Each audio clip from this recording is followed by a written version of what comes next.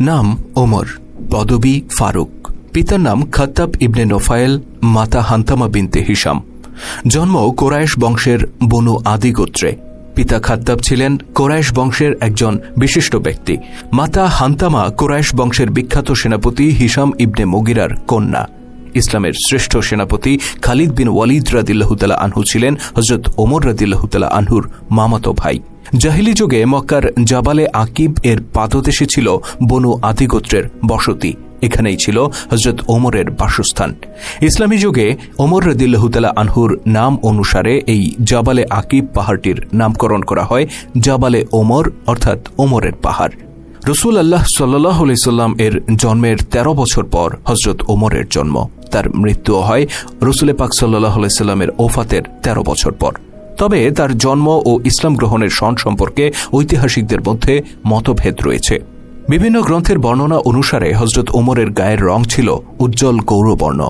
টাক মাথা, গণ্ডদেশ মাংসহীন, ঘন দাড়ি, গোফের দুপাশ লম্বা ও পুরু, আর শরীর ছিল দীর্ঘ আকৃতির। হাজারো মানুষের মধ্যে দাঁড়ালেও তাকে সবার থেকে লম্বা দেখা যেত।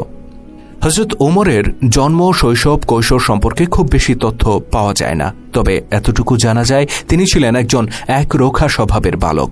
তিনি মক্কার নিকটবর্তী দাজনান নামক স্থানে পিতার ওট চড়াতেন। নিজের খেলাফতকালে তিনি একবার এই মাঠ অতিক্রম করছিলেন। তখন সঙ্গীদের কাছে বাল্যকালের স্মৃতিচারণ করে তিনি বলেছিলেন, এমন এক সময় ছিল যখন আমি পশমি জামা পরে এই মাঠে প্রখর রোদে পিতা খাত্তাবের ওট চড়াতাম।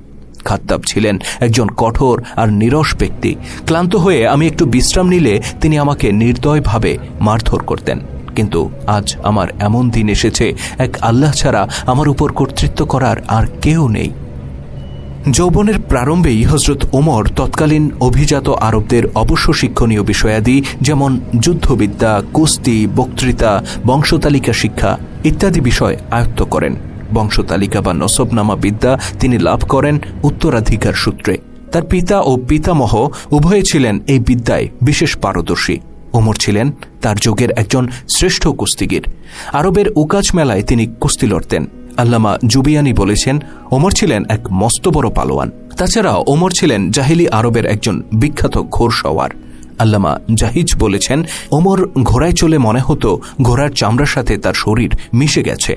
হযরত ওমরের মধ্যে কাব্য প্রতিভাও ছিল। তৎকালীন খ্যাতনামা কবিদের প্রায় সব কবিতা তার মুখস্থ ছিল। বাগ্মিতা ছিল তার সহজাত গুণ।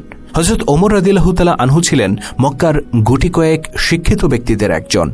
বালাজুরি লিখেছেন, রাসূল করিম সাল্লাল্লাহু আলাইহি সাল্লাম নবুয়ত প্রাপ্তির সময় গোটা কোরাইশ বংশে মাত্র ১৭ জন ব্যক্তি লেখাপড়া জানতেন। তাদের মধ্যে ওমর ছিলেন একজন। ব্যবসা বাণিজ্য ছিল তৎকালীন আরব সমাজে অত্যন্ত সম্মানজনক পেশা। ওমর রাদিয়াল্লাহু তাআলা আনহুও ব্যবসা শুরু করেন এবং তাতে যথেষ্ট উন্নতিও করেন। ব্যবসা উপলক্ষে অনেক দূর দেশে